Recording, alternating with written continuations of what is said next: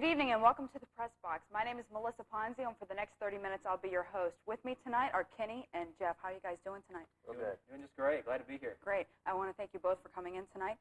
And I'd also like to remind our audience that we are a live call-in show. You can call us here at 873-6713 with any questions or comments. And now we're going to start things off with the Braves versus the Expo. And how important is this series? Well, Melissa, I think this is a very important series for both teams, mainly because we might have a strike looming on the horizon. The Expos are up by 2.5 games on us. Of course, the Braves blew a lead last night. They're tied 2-2 right now. They've got to take 2 out of these 3 games and cut this lead down. I think it's very important. It's critical. Yeah, I think it's a critical series as well with the strike looming. To take 2 out of 3 in this series is going to be real tough. Tonight's game at 2-2 with Maddox pitching is winnable. However, tomorrow the Braves have to face Ken Hill, who has 14 wins. With Merker pitching for the Braves. Tomorrow afternoon's game is going to be very important. If the Braves don't get this game tonight, tomorrow's game is a must game. So. Well, let's talk about the bullpen for a second. And do you see any problems looming? Well, I think the bullpen has been the main culprit of some of these losses. I think they've blown like 14 saves, which may lead the league. I forgot to check those stats. I think that's certainly way up there. You may look for the Braves to make a move towards to shore up the bullpen. I know the Cubs are trying to shop Randy Myers around. That may be a possibility, but Randy Myers is a possibility. I'm not sure how much I like Randy Myers. He's had some arm problems this year. He's got a problem with his back. I think the Braves might stand pat. However, if you look at these two teams, the Expos right now just might be a better team than the Braves. As hard as that might be for people in Atlanta to comprehend, the Expos are a very, very good team. They're very deep. If you go position by position, the Expos against the Braves, and look at each player on the field, it's very, very close. The Braves don't have a distinct edge at any position, and with the Expos bullpen, it's far and away better than the Braves bullpen right now. Well, you mentioned the Expos bullpen. I think they probably have the best bullpen in the league right now with John Wetland and Mel Rojas. Right. I mean, those guys just don't blow leads, and we saw that last night. Well, I went to the game last night, and when the 7th inning rolled around and Rojas was in the game and the Expos had a lead, that game was as good as over. Especially when you get to Wetland in the 9th, he's throwing 98. His ball moves like crazy. Those guys are awesome out there. And if the Braves had just one guy like that, they might be able to compete. But right now, the Expos bullpen is so much better than the Braves. So you don't favor a trade for Myers? I don't like Myers, personally. I would rather see Rick Aguilera, the Twins closer, who's I think is a better pitcher. I think he's more reliable than Myers. Myers has had a history of injury problems. He's also a bit of a flake. So you really don't know what you're getting when you get Randy Myers. He's one of those nasty boys that pitched for the Reds a few years ago. Yeah.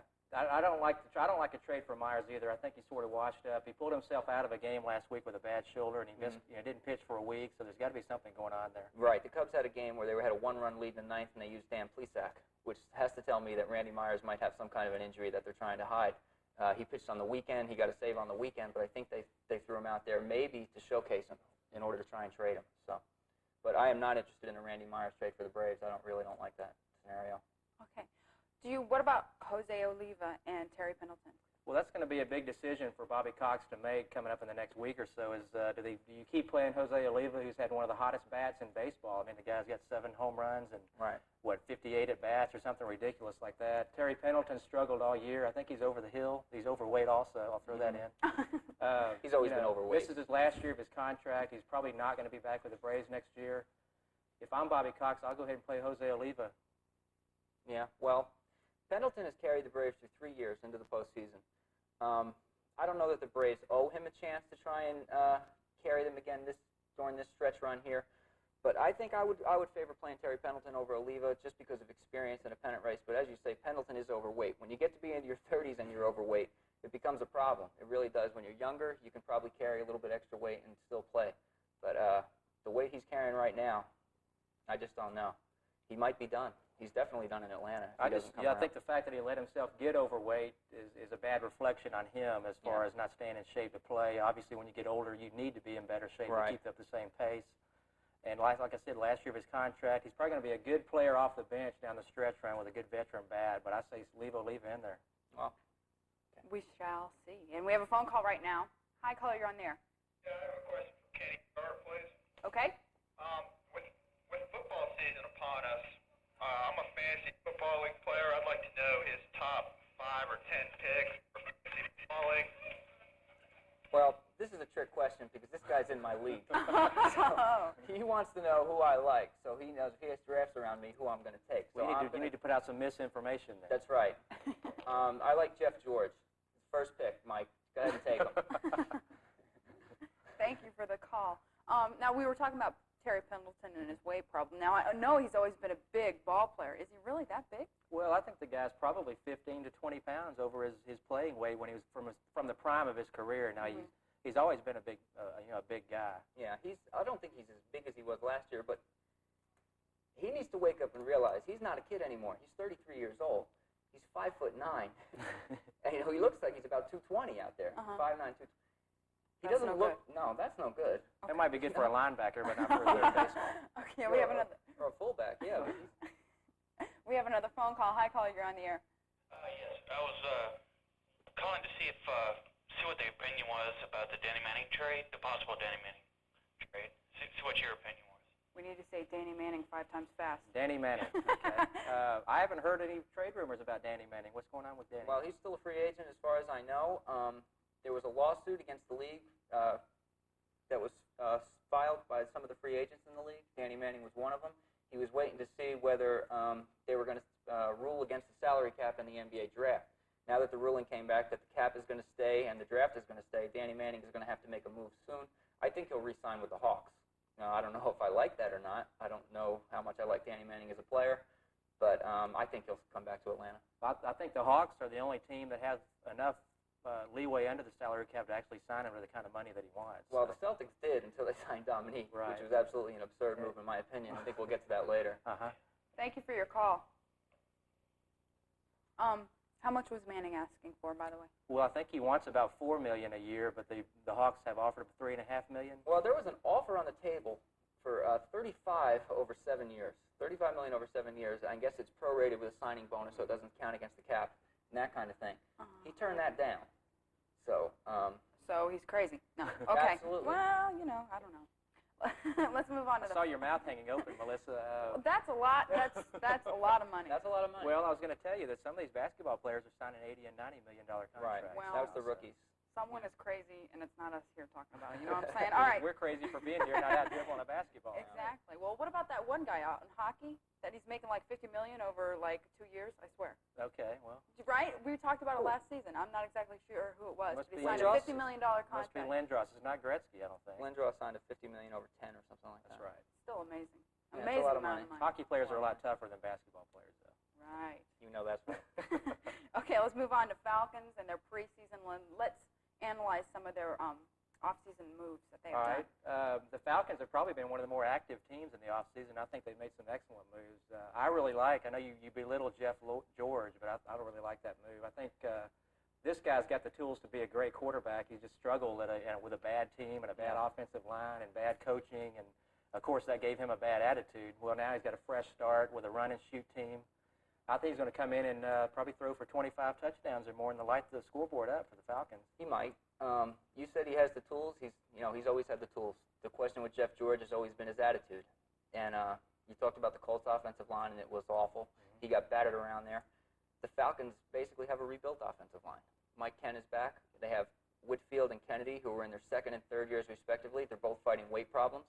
How effective are they going to be? Their best offensive lineman is now in Minnesota. That's Chris Hinton. You're right. So this is they're still going to play the run and shoot, which is not known for protecting its quarterback.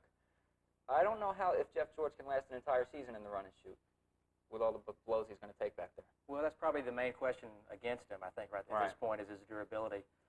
You mentioned Chris Hinton. I think he's probably the best offensive lineman in the league, and you basically swapped him for Chris Dolman is the way it worked out with the Vikings. It turned out that way. I have never been shy in my saying that the Falcons are one of the 5 worst franchises in professional sports anywhere, or any professional sport. The Falcons are one of the 5 worst franchises.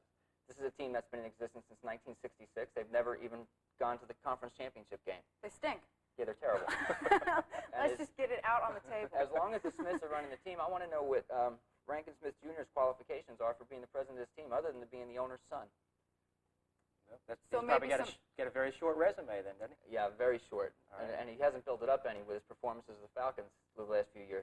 Now, there's a run-and-shoot team. They've lost 4 of their top 5 receivers from last year.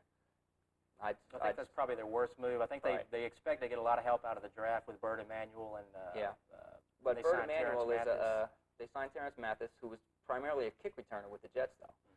And Bert Emanuel is a converted quarterback. How quick is he going to catch on? And then they signed Ricky Sanders, who was in his 30s, with the Redskins declining productivity over the last few years. And he actually failed a physical and didn't sign his original contract because of that. So. Right. Well, we have another phone call. Hi, caller, you're on the air. How y'all doing this afternoon? Just fine. How are you doing, sir? I have to agree. I think Falcons, you know, I don't care who they get. And still not going to be contenders for anything.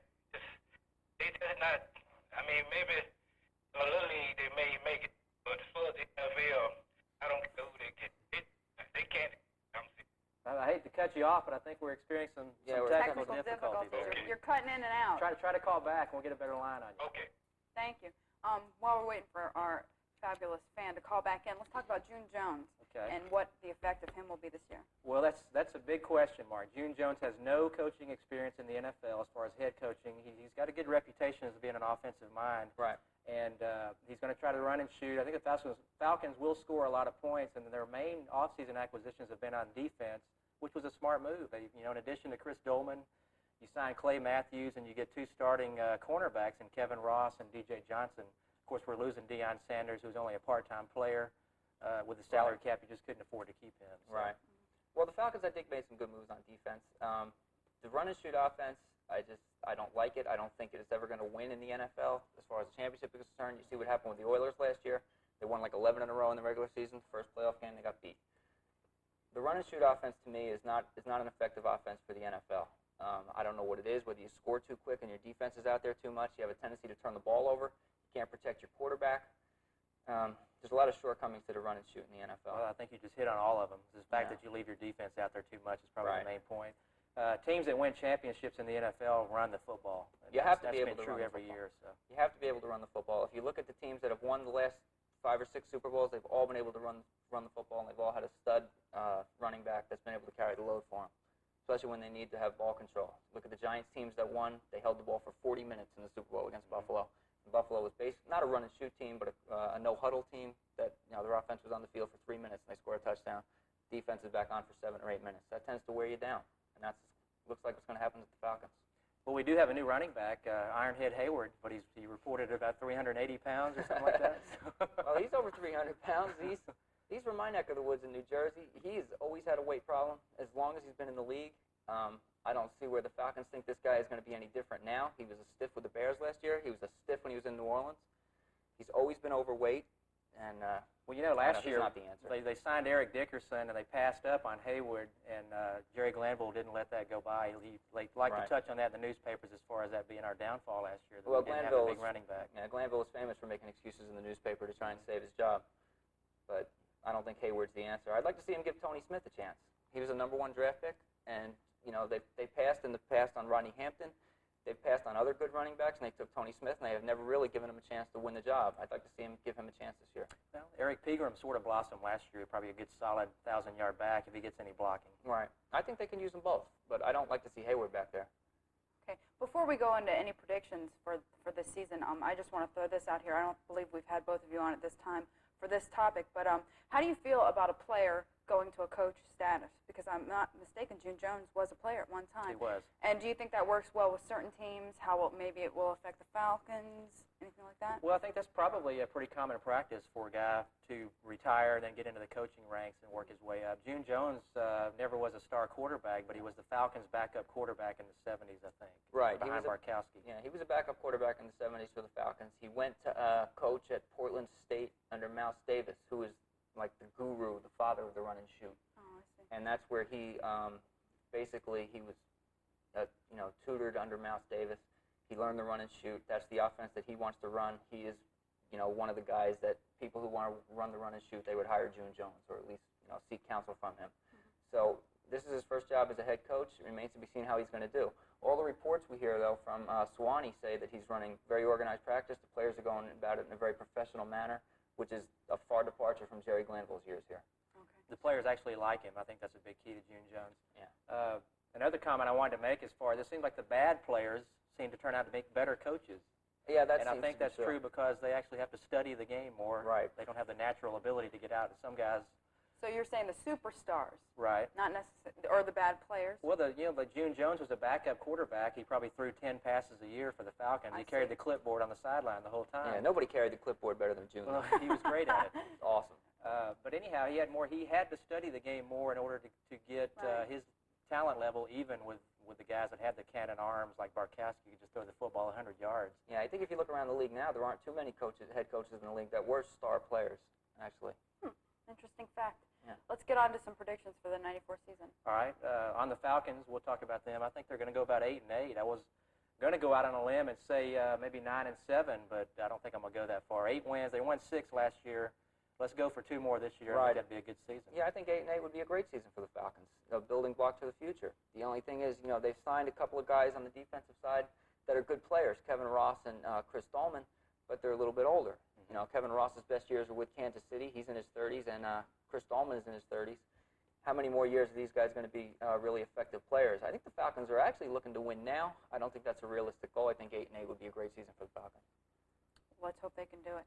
I'd like to remind our audience that we are a live call-in show. You can call in at any time. The number here is 873-6713. And let's talk about Chuck Smith and his 3-week suspension. All right, now there's Too harsh? There's a funny topic. Chuck Smith is a big-time rushing defensive end. It's supposed to be blossoming into a great player this year. He turns out to be a little bit too aggressive and starts a fight in practice the other day, and now he's suspended for 3 weeks by June Jones. Well, what's going on with that? You're supposed to – NFL coaches love players that fight. I mean, there's got to be something more to the story than that. Well, Buddy Ryan would immediately name him first-string defensive end.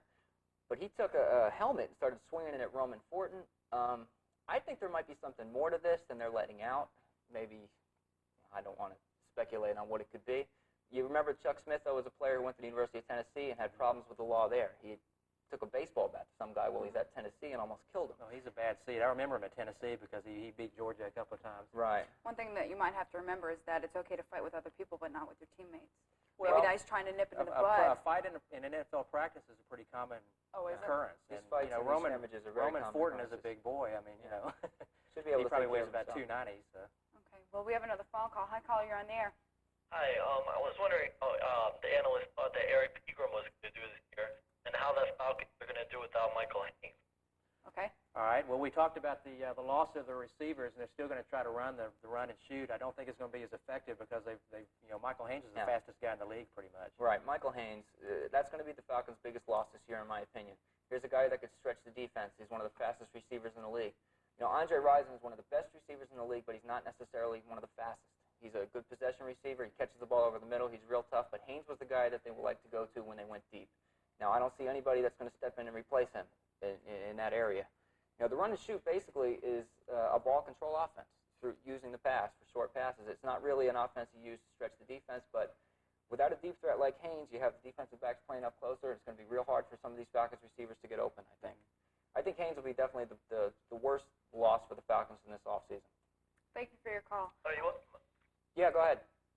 I think they've already cut him off. Oh, He asked about Eric Pegram too. I think Pegram's going to struggle to get 1,000 yards this year because we lost Chris Hinton on the offensive line, and I think he's one of the best in the league. So you're going to have as good a blocking, and like you said, they're going to roll the cornerbacks up closer on us, and that's going to prevent the running game from getting off. The Falcons line is inexperienced, and they're going to have to get them together real quick in order to have a successful season. If they're struggling to the third or fourth game of the season, it's going to be tough for the Falcons to get to that 500 level.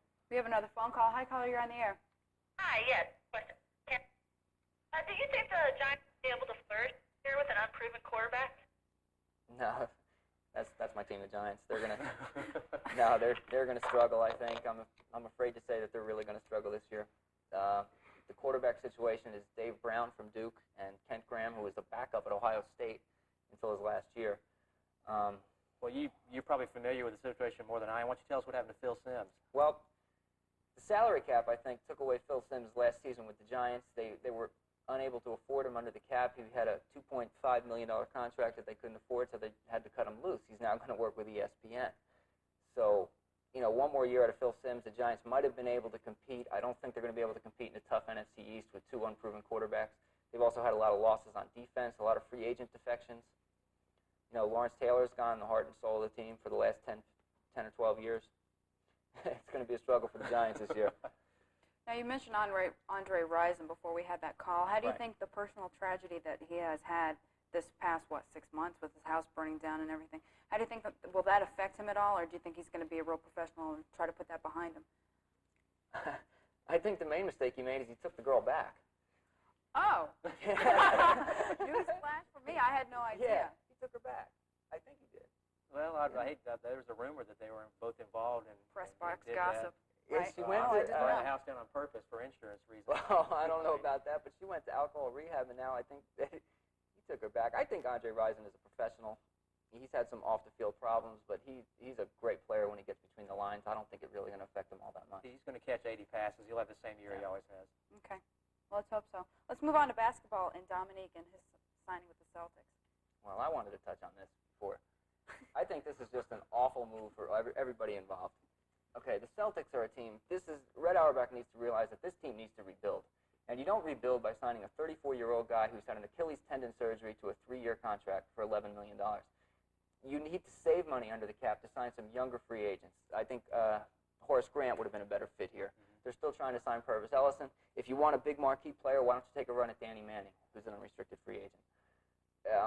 I think this also proves that Dominique's main goal in life is to shoot the basketball. He wants to go to a team that doesn't have too many scorers so he can shoot and score points. I don't think he's ever been concerned with winning games. If he was, he would have signed with a team that can contend this year. The Celtics are not a team that is going to contend this year, and I just think this is an awful move for both sides. I really do. Well, I would tend to agree with you. Dominique is the kind of guy that just wants to get out and get 40 points a game. He's not worried about winning. No. I think the Celtics were motivated more by the fact that Larry Bird retired. They don't have a marquee player up there. No, they don't. Dominique is a big time NBA player, and he's going to draw fans into the seats. Well, I think another key to this is that Red Auerbach is 70 years old, and he wants to win now. He wants to win again before he's done with the Celtics. And I think if they try and rebuild their team, it will take 2 or 3 years. With the salary cap, everybody's really playing on a level field. If the Celtics just take 2 or 3 years, try and rebuild with some younger players instead of a guy like Neek who's a quick fix more than anything else, it would have been the better move. Well, do they have the trade bait that they could have picked up Scottie Pippen or not? I don't think they have the personnel on their team that could have done it. They blew it in the draft again, but they took Montross. He's a stiff. And I don't think he's ever really going to develop into a frontline NBA player. I really don't. His junior year at North Carolina, he was real good. His senior year, he was terrible again, like he was in his sophomore and freshman year. I don't think he's going to be a factor at the NBA level, and the Celtics are stuck with him. They're going to sign him to a long-term contract, and he's going to be the next Brad Lowhouse. All right, well, we have another phone call. Hi, caller, you're on the air. Okay, I'm just a little bit off the subject, but I heard the Rangers were looking for a new head coach, and I was just wondering if Kenny thought about applying for the job. I'm announcing my candidacy right here and now that I am going to send my resume to the Rangers, and I'm going to be the coach next season. And you'll do it for $100,000 a year, right? I'll take 75. What a bargain! Okay. Yeah. You heard it here first. That's right. You heard it here first. Okay, let's go on to Michael Jordan. Is he going to go back to the NBA? Is he going to be in baseball? What's the deal? Well, I think there's a lot of ML Carr from the Celtics again. We'll go back on the Celtics. He's running his mouth about talking to Michael Jordan, trying to get him to retire from baseball and come back into the NBA and play for the Celtics. I think it's sort of a pipe dream, probably a little bit of a PR move there. But hey, Michael's only hitting 185 at Birmingham or wherever he's playing. He's riding a bus every day. I think he's probably going to be itching to get back in the league. But he's not going to play for anybody but Chicago. I don't think so either. NFL, NBA. I don't think Jerry Krause is going to take 2 draft picks to allow ML Carr to talk to Michael Jordan out of retirement. ML Carr hasn't stopped running his mouth since he left the Celtics. Now he's got a job where he can run his mouth and people will actually listen to him. But I don't He gets see on Michael ESPN Jordan. every night now. So. Yeah, he's happy with that. He gets a little publicity for himself. But it's a great move. You offer a first-round draft pick and try and talk the greatest player ever out of retirement. It's worth a shot. But I don't think Krause will go for it. The Bulls GM. Why would he want to come back? It seems to me that this man has accomplished almost everything that he has wanted to in his sport. What would he have to gain by coming back? Nothing. Am I right? Maybe just missing competing at that level. Competition, money. You look at maybe Muhammad Ali came back and fought several times to regain his title. It's just maybe a pride factor. Yeah, but once he realizes that hitting 185 at AA is not going to cut it as far as getting to the major leagues, he might want to try and come back. But in my personal opinion, I don't think he's going to come back. I think he was tired of playing, and I think when he retired, he did the right thing because I don't think he really had the competitive fire anymore. If he regains it, he might come back, but I think that would be the only way. What do you think? I look for him to come back and play with Chicago. Do you really? Probably next year. Do you really? Really? We'll see. I don't think that's going to happen. Don't hold me to it. You heard it here.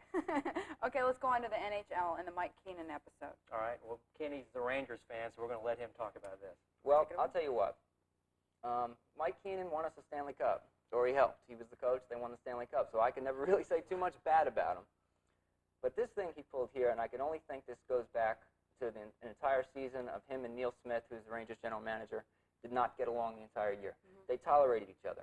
Keenan early in the season came out and said, we don't have the players here that I can win with. So Smith went out and got him some players at the trading deadline, and they won the Cup. I think Keenan was looking for a way out from the beginning for when him and Smith clashed. You know, he took his chance. He said, well, they mailed my bonus a day late. They breached their contract, and now I'm a free agent. So he signed with the Blues, and that's fine because the Rangers got Peter Nedved, who's a 22-year-old player who played for the Canadian Olympic team. He played for Vancouver before that, and he played for the Blues. Neil Smith has wanted to acquire him for a long time. He was trying to get him last season, and all it cost him was Asa Tikkanen and Doug Lidster, who are players in their 30s. All in all, the Rangers are going to come out fine in this deal. They'll probably hire their assistant coach from last year, Colin Campbell, who worked under Keenan for a year. He knows the game plan. So I think the Rangers are going to turn out real nice here. St. Louis might hurt a little bit. Keenan took over the Rangers in preseason.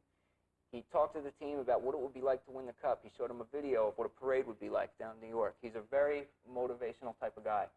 And not being there for the entire preseason with St. Louis, I think, will really hurt their chances to have a good start for their season.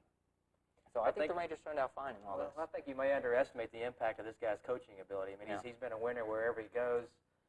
He's also been a headache wherever he's been. Well, that's true. He's a pain in the ass, but he's a great coach. I mean, you can say that about a lot of guys. So. Right. I'm getting the wrap-up sign from my floor crew here. I think we're going to have to wrap things up now. I thank you both for coming here tonight, and I'd like to also thank our sponsors, Dirty Owl at Northside. Great place. So see us again Tuesday. We hope you'll be there. We will. Thanks.